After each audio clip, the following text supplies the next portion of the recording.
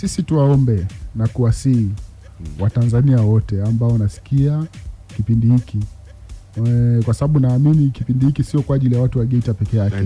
Kuna watu mbalimbali na viunga vyake wanaweza kusikiza taarifa hii kwamba chanjo hii ya polio ni salama, imethibitishwa na Shirika la Afya Duniani pamoja na mamlaka ambazo zinahusika hapa nchini Tanzania, na ina lengo mahususi la kwenda kukinga watoto wetu dhidi ya maambukizi na ugonjwa wa polio ambao ni ugonjwa hatari.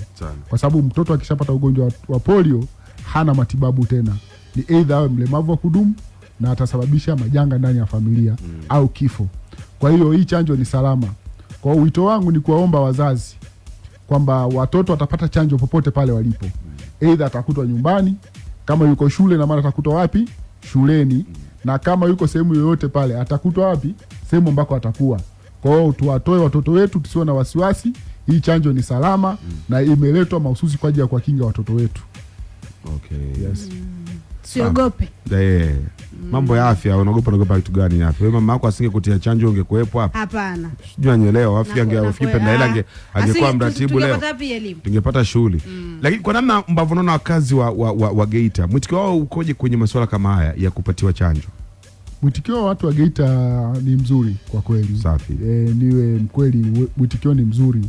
Mathalan Mbogwe na watu wako na shauku, wanasubiri mpaka unakuta wengine wanakuuliza ni lini mnaanza. Kwa hiyo tuwaombe tu kwamba wao mvumilivu, sasa hivi tuko kwenye maandalizi, wahamasishaji watapita, watawakumbusha kwamba chanjo yetu itaanza tarehe 24 mpaka tarehe 27. Kwa hiyo ni muda wa siku 4. Kuanzia siku ya Jumanne wiki ijayo ya tarehe 24 mwezi wa 3 mpaka tarehe 27 ambayo ni siku ya Ijumaa ya mwezi wa 3. Kwa hizo siku zote watu wa huduma na timu yao kwa ujumla watakuwa wanapita. Kuna wahamasishaji ambao watakuwa wanapita kuwakumbusha nyumba kwa nyumba. Kuna yale maporomondo yatapigwa kwenye kila vitongoji kwa ajili ya kuwakumbusha. Lakini mashuleni, watoto ambao wako shuleni wasizuiliwe kwenda wapi? Shuleni. Kwamba leo kuna chanjo msiende shuleni, hapana. Wale walioko shuleni watakutwa kule waliko wapi? Shuleni. Walioko nyumbani na maana watu wa huduma watatembea nyumba kwa nyumba kwa ajili ya kutoa huduma ya nini? Ya chanjo kwa watoto wote chini ya miaka 9. Kwa mwito tunataka kutoa chini ya miaka 9.